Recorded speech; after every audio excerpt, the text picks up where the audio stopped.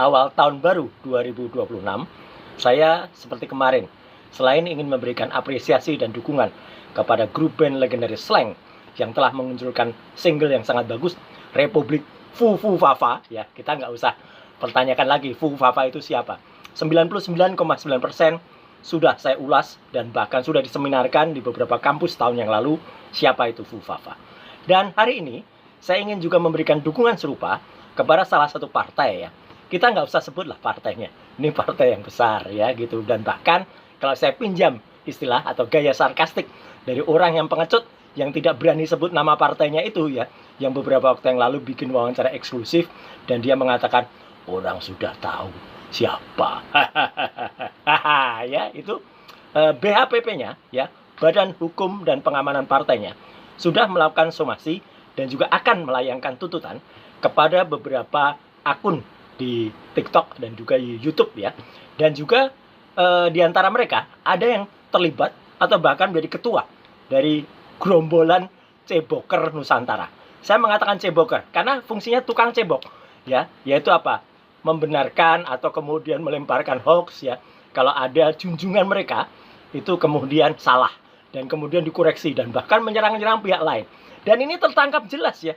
Karena gerombolan ceboker Nusantara ini tahun yang lalu ada saya sowan bareng-bareng mereka dari berbagai kota ke Jakarta pakai baju seragam ya putih itu dan apa membuat podcast dan sekarang mereka bahkan ada yang dipindahkan dari luar kota untuk membuat di Jakarta. Jadi jelas Fu Fu Fafa ada di balik mereka.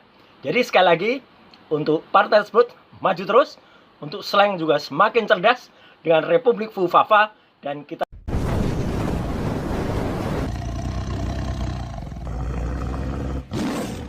Assalamualaikum warahmatullahi wabarakatuh. Om Swastiastu, Namo Buddhaya, salam kebajikan. Selamat pagi buat sahabat-sahabat dimanapun juga berada. Roy Suryo membuka borok sendiri sahabat. Kenapa saya mengatakan demikian? Karena dia mengomentari, mendukung apa yang dilakukan oleh Partai Demokrat dengan melakukan somasi kepada beberapa YouTuber di Indonesia ini. Efek dari gagalnya operasi ijazah palsu yang dilakukan oleh Roy Suryo. Mari kita hentikan sandiwara ini. Karena hari ini kita melihat Roy Suryo tidak lagi sedang diserang, tetapi dia sedang membuka dirinya sendiri. Somasi Partai Demokrat seharusnya menjadi titik akhir penegasan jarak atau garis tegas antara isu ijazah palsu ini dengan keterkaitan Partai Demokrat di belakangnya. Tapi apa yang terjadi justru sebaliknya. Roy Suryo tidak mundur dan bahkan menyeret Partai Demokrat. Alih-alih menjawab secara hukum, justru Roy Suryo membiarkan bahkan menikmati akun-akun para pendukungnya menyebarkan satu slogan yang sangat berbahaya. 2026 adalah resolusi maksulkan Gibran. Saya kira ini bukan kritik sahabat. Ini bukan lagi diskusi, tapi ini adalah merupakan deklarasi ke publik. Dan di titik ini juga seluruh kebohongannya runtuh. Kenapa? Karena kita tahu bahwa tidak ada riset yang berujung pemaksulan. Tidak ada kajian ilmiah yang bisa berakhir kudeta konstitusional. Yang ada hanyalah agenda. Yang ada hanyalah provokasi di media sosial. Selama ini Roy Suryo selalu berdiri dengan membusungkan dada. Dia mengatakan bahwa kami netral, kami akademis, kami tidak berpolitik. Itulah yang selama ini selalu dinyanyikan di mana-mana oleh Roy Suryo, seolah mau menarik diri dari hiruk pikuk politik pada saat isu ijazah ini dia sorong ke publik.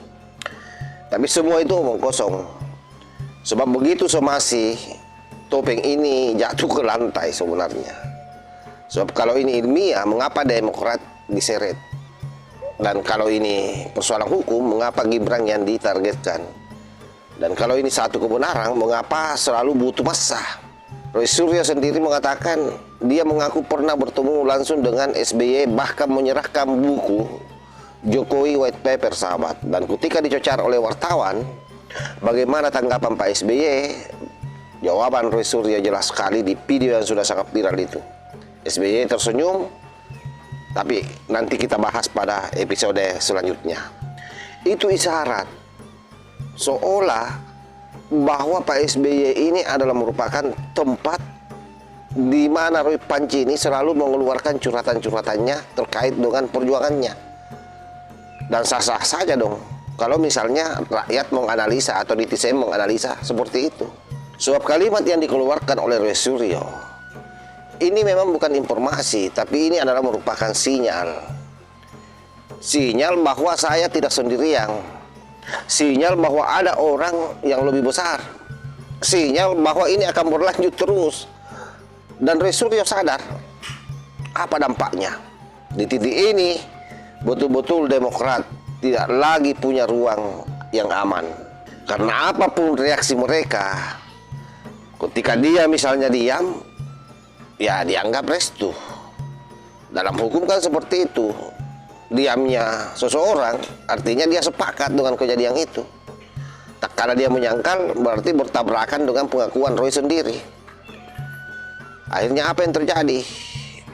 Karena panik, berusaha defensif, lahirlah somasi itu. Dan Roy Suryo dengan berdiri santai sambil membiarkan Demokrat terbakar berlahan, sahabat. Inilah kecerdikan paling berbahaya, mengorbankan orang lain untuk menyelamatkan diri sendiri. Kalau benar ya bahwa Partai Biru tidak di belakang Roy Panci, berarti Roy Panci yang menyeret Partai Demokrat ini masuk ke dalam kubangan lumpur. Jangan menuding Pak Jokowi, jangan menuding para pendukung Pak Jokowi. Karena faktanya ketika Partai Demokrat melakukan somasi, Roy Panci mengglorifikasi somasi ini. Seolah dia mendapatkan angin segar dari Partai Demokrat. Seolah dia mendapatkan sinyal untuk meneruskan kebodohannya. Seolah dia mendapatkan sinyal untuk meneruskan perjuangan yang dianggapnya sebagai sebuah bentuk kebenaran. Nah sekarang coba kita buka kartu terakhirnya. Karena kalau ini memang benar-benar memiliki kekuatan bukti, mengapa dia tidak berani masuk ke pengadilan? Kenapa dia lebih memilih membangun narasi liar? Itu kan menjadi pertanyaan besar. Dan faktanya yang dia pamerkan ke sana kemari adalah fotokopi. Dia melakukan tafsir secara sepihak, dia melakukan opini berulang di podcast-podcast, di media-media sosial. Kenapa demikian? Karena narasi lebih murah daripada bukti. Itu yang harus sahabat-sahabat catat. Dan yang namanya kebisingan itu lebih efektif daripada kebenaran. Makanya dari dulu saya bilang bahwa Roy Panci ini tidak sedang mencari kebenaran. Ia sedang memelihara konflik sebenarnya untuk kepentingan politik. Karena selama konflik ini hidup, maka dia tetap relevan, dia tetap dibutuhkan. Dia punya panggung. Bayangkan saja, lain pemberitaan di mana-mana, itu Roy Suryo Jokowi, Pak. Dan ketika Demokrat mencoba memutus itu dengan somasi, Roy Suryo mengubahnya jadi bahan bakar. Disinilah hebatnya Roy Suryo. Karena itu hari ini saya kira sudah sangat jelas. Isu ijazah bukan tujuan. Demokrat bukan korban kebetulan. Dan Gibran bukan target tunggal. Yang sedang kita saksikan ini adalah operasi politik yang gagal rapi, sahabat. Karena aktor utamanya terlalu cepat bicara. Roy Suryo bukan dijatuhkan oleh lawannya. Dia menjatuhkan diri sendiri dengan kata-katanya sendiri.